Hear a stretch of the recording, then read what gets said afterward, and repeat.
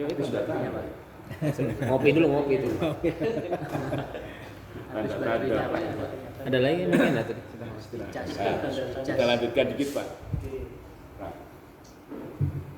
Kalau yang hall Pak, itu bentuk sinyalnya kotak on off. Ya. On off. Nah, sementara yang satunya resolver itu bentuknya seperti ini. Nah, kalau hall itu adalah IC hall. Ya, IC hall berarti semikonduktor Pak. Kalau semikonduktor berarti harus diberikan tegangan masuk dulu, baru dia bisa memberikan tegangan keluar, sinyal keluar. Ya. Maka kalau kita perhatikan di motor yang ada di sana, ya, atau kita lihat dari sini Pak, itu sambungan ke sensor hall itu selalu ada 5 kabel. Nah ini 5 kabel, 2 kabel adalah sebagai VCC atau tegangan plus minus, dan biasanya 5 volt sampai 8 volt, sedangkan 3 kabel itu untuk outputnya sensor A, B, K, hall A, hall B, hall K. Jadi harus ada tegangan masuk dulu. Kalau tidak ada tegangan masuk, kita tidak bisa tes. Nah, kebetulan di alat penjaringan ini sudah dilengkapi dengan baterai dan dilengkapi dengan regulator tegangan 5 volt. Itu sebagai pemicu untuk sensor hall-nya. Dan soketnya itu rata-rata sudah standar Pak.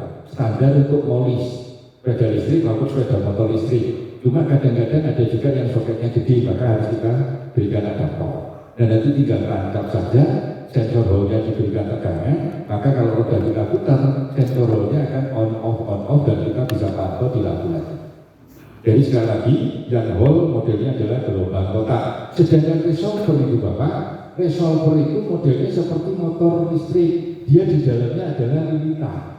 Ada lilitan. Ada berapa? Ada 3 kali 3. Ada excitation coil, lilitan sebagai excitationnya, dan dia diberikan sinyal sinus oleh controller. Nah, sedangkan yang untuk sensor coilnya, detection coil A dan detection coil B, atau di sini dikatakan detection coil S dan detection coil K, karena apa istilahnya, sudut sin dan sudut tekanan Pak yang diukur, itu nanti akan terbentuk kayak gini. Ada namanya virtual waveform. Jadi sinyal yang ada ini menginduksi ini Pak, dengan adanya lintang ini terinduksi juga, kalau diputar akan terbentuk kayak gini. Nah, sedangkan ini akan terbentuk berkebalikan. Nah, kenapa untuk motor yang menengah pakai resolver? Karena satu lebih mahal, konstruksinya lebih rumit, tetapi dia lebih robust, lebih kuat. Contoh gini Pak, lilitan, di sini kan lilitan, seandainya dengan tertukar plus minusnya untuk lilitan itu aman. Tapi kalau hall tertukar plus minusnya, wah salah. Karena IC Pak, ya kan?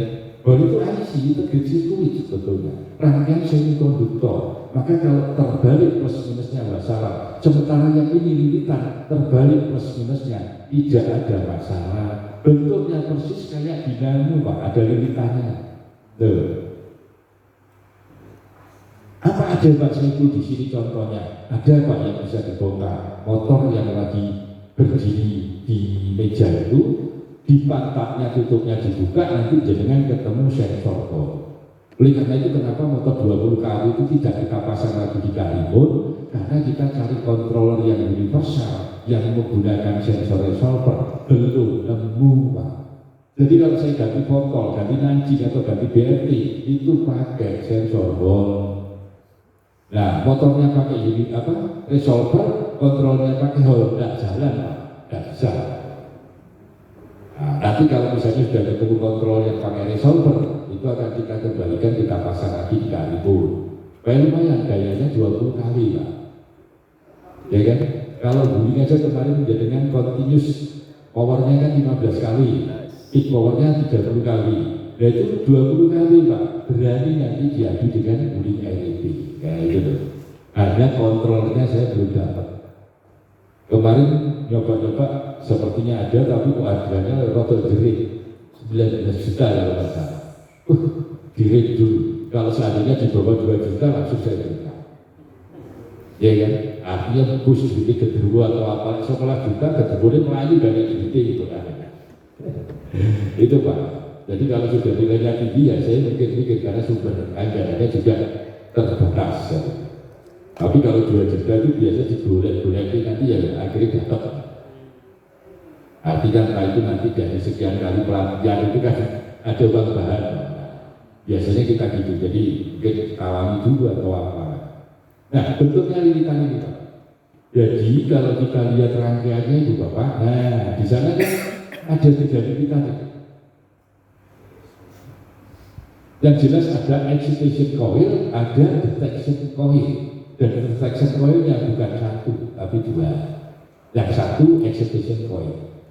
Kalau orang yang bermain audio, itu kan ada istilahnya gelombang pembawa.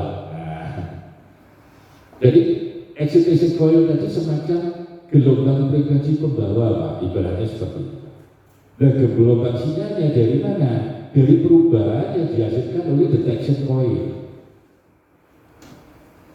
Itu prinsipnya ada di sana. Kalau memang kita bicara lebih jauh itu memang ranahnya orang-orang kontrol, ya. Tapi setidaknya kita tahu, oh ternyata di situ isinya lilitan. Berarti kalau saya ngetes ini rusak atau tidak, bagaimana? Kita bisa tes dalam posisi non-aktif, artinya kita bisa tes nilai resistansi dari lilitan tersebut. Oh kok nilainya sudah tinggi banget, oh berarti masalah. Oh kok nilainya kecil banget, bahkan 0, berarti stop. Oh nilainya masih menunjukkan bahan tertentu misalnya, oh masih oke. Dicek dengan massa atau dengan ground, shot enggak? Oh enggak shot dengan ground, berarti itu salah satu caranya. Terus apakah bisa dites outputnya, tegangannya? Bisa, tapi harus kita memberikan satu inputan dulu dalam bentuk apa? Sinyal tadi dengan waveformnya bisa sinus gitu. Nanti kita lihat induksinya di detection coil. Tapi di tes tahanannya aja sudah cukup karena ini hanya lilitan. Tapi kalau sensor kita justru kesulitan menentukan nilai tahanannya karena di situ sudah integrate circuit, sudah rangkaian. Namanya IC hole. Oke. Ini Bapak, jadi bentuknya nanti seperti ini, outputnya kalau ini adalah gelombang pembawanya tadi atau excitation coilnya. Jadi ini sudah diberikan oleh itu Pak, kayak gini, oleh controller. Jadi begitu kita pasang, excitation coil itu sudah diberikan sinyal. Jadi di controller itu ada sinyal generator yang memberikan sinyal seperti ini. Begitu diputar, ada sudut tertentu, akan terbentuk begini nanti. Nah, ada namanya virtual waveform. Jadi induksi yang dihasilkan oleh lilitan detection coil akan mempengaruhi induksi yang diberikan oleh excitation coil, sehingga akan terbentuk lagi. Sehingga kalau dibuat panjang Pak di osiloskop, nah akan terbentuk gambarnya hampir kayak ini, kayak inilah kalau kita lihat gambar-gambar di TV itu adanya DNA. Nah, ya melintir begitu. Tapi kita tidak perlu jauh sana, ya. Yang penting kita tahu itu menggunakan lilitan caranya saya tes. Oh ini kok pakai lilitan, oh berarti ini pakai crossover. Tes saja nilai resistansi yang ada di sana. Oh ini kok pakai hole, berarti aku ngetesnya pakai apa?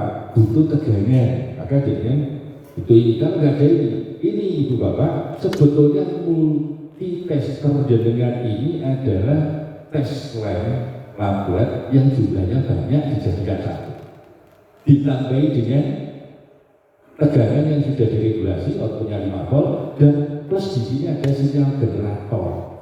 Fungsinya untuk apa? Kalau ngetes EQ Pak, kalau ngetes EQ ini mau berfungsi atau tidak kan harus ada sinyal dari sensor posisi, sensor hall tadi. Maka sinyal dari sensor hall itu bisa dibuat oleh ini, gitu loh. Nanti fungsinya kalau mau ngetes controller. Nanti pada saat kita praktek di situ saya jelaskan dulu ini supaya jenengan bisa mendeteksi motor terlebih dahulu, ya toh. Kemudian nanti bisa mendeteksi kontrol itu berfungsi atau tidak. Tidak Pak. Jadi tinggal dikit kita tuntaskan dulu. Ini perbandingannya Ibu Bapak, ya kan? Secara aplikasi banyak digunakan pada dua-duanya sih sebetulnya ya, gitu. Tapi kalau kita perhatikan antara resolver dengan hall sensor, satu resolver pasti mahal, hall sensor murah. Terus kalau yang resolver tahan terhadap suhu ekstrim dan EMI, tahu EMI itu Bapak? EMI bukan EMI, EMI, Electronic Magnetic Interference. Elektromagnetic interference. Jadi gangguan-gangguan interferensi elektromagnetik itu yang resolver lebih tahan. Jadi kadang-kadang Pak, kita punya garis sinyal yang lurus ini, tapi terus ada distorsi. Itu biasanya muncul karena EMI. Oleh karena itu rangkaian elektronik itu rata-rata sudah dilengkapi dengan EMI filter. EMI filter. Jadi untuk mengurangi efek dari EMI tadi. Jadi EMI agak nakal Pak. Kalau EMI enggak. Apalagi Eva. Nah, Ibu Bapak, jadi nggak banyak lagi. Yang terakhir ini ada resolver, misalnya reducer yang ini sudah kita bahas. Ini tadi juga sudah kita bahas. Ini juga sudah kita bahas. Ya. Nah, ini juga sama dengan yang tadi. Ini juga sama untuk charging sama penggunaan ya regeneratif braking. Ini juga saya, nah ini diagnosis Ibu Bapak yang besok dengan akan jalani. Nah, ini kalau kita lihat di instrumen raster atau istilahnya dashboard ya, dengan kalau istilahnya dashboard ya. Apa saja yang kita perhatikan di sana? Yang jelas ada informasi shift lever, DTE, kemudian ada regeneratif brake. Ya. Itu kalau jadinya perhatikan nanti pada saat digas sama lepas gas itu ada perubahan. Ya, disitulah kita dapatnya berapa atau kita pakai power berapa persen. Terus di situ ada kondisi isian baterai SUT-nya. Nah, terus ada kalimat ready itu artinya ready untuk dijalankan atau tidak. Jadi di nomor 1 itu Pak, kalau jadinya lihat ada cas, ada eco, ada power. Kalau jadinya posisinya nanti angkanya di biru di cas itu berarti jadinya mendapatkan arus yang menuju ke baterai. Posisi regeneratif jadi ini instrumen custom, terus diagnosis itu nanti dengan menggunakan scanner, ikuti yang ada di scanner di sana. Nah penjelasan ini besok aja langsung pada saat langsung di kendaraan. Jika harapan saya nanti habis istirahat ini kita bisa langsung praktekkan di rangkaian, termasuk bagaimana cara ngetes komponen menggunakan ED tester, dan nanti siang juga kita bagikan ED testernya. Ya. Nah ini sudah siang, sudah waktunya sholat zuhur. Kita break dulu sampai di sini. Nanti habis break kita kumpul.